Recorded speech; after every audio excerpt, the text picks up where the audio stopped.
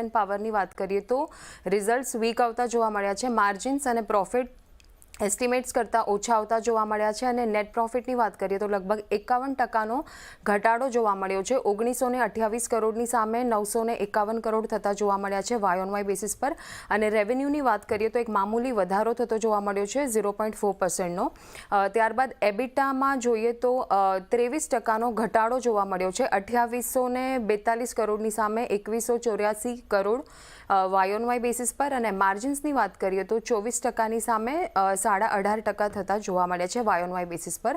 અને કંપનીની જે કન્સોલિડેટેડ નેટ ડેટ છે તે 13,551 કરોડ થતી જોવા મળી છે. અને કન્સોલિડેટેડ નેટ ડેટ અપોન એબિટાનો જે રેશિયો છે એ 1.4%, એટલે કે કંપનીની જે ઓપરેટિંગ ઇન્કમ છે તેના કરતાં તેનું નેટ ડેટ છે તે 1.4 ટાઈમ્સ છે એઝ ઓન 31 ડિસેમ્બર.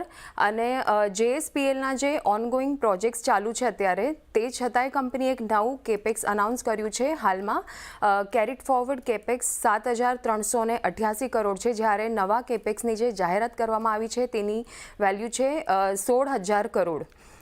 ત્યારબાદ હવે L&T પર નજર કરીએ તો Q3ના પરિણામ આવતા જોવા મળ્યા છે. ઓર્ડર ઇનફ્લો પર નજર કરીએ તો 53%નો વધારો જોવા મળ્યો છે. 0.76 લાખ કરોડની સામે 1.16 લાખ કરોડ થતા જોવા મળ્યા છે વાય ઓન વાય બેસિસ પર.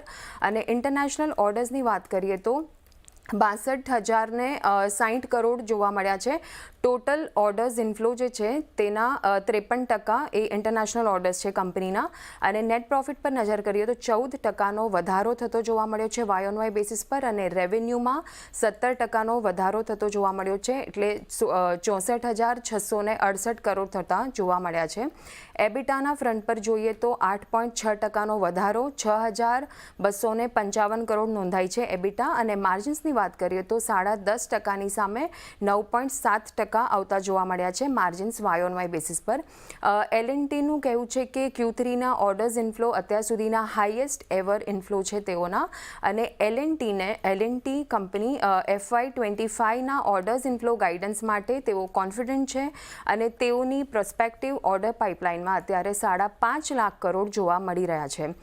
એક રિપોર્ટ આવ્યો છે L&T પર બર્સ્ટાઇનનો. એમાં એ લોકોએ ટાર્ગેટ પ્રાઇસ આપી છે 3,922 રૂપિયાની. અને આ ક્વાર્ટરમાં ₹1160 બિલિયનના ઓર્ડર્સ ડિલિવર કર્યા છે એવું તેઓનું કહેવું છે. એટલે કે 53% વાય ઓન વાય બેસિસ પર હાયર સાઇડ પર છે. અને તેઓનું માનવું છે કે જે ઓર્ડર ઇનફ્લો છે તે આવનારા સમયમાં આઉટસ્ટેન્ડિંગ જોવા મળી શકે છે.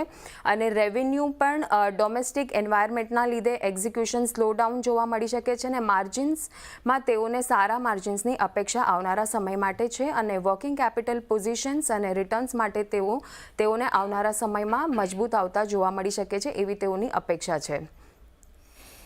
એટલે જો ખાસ કરીને JSPL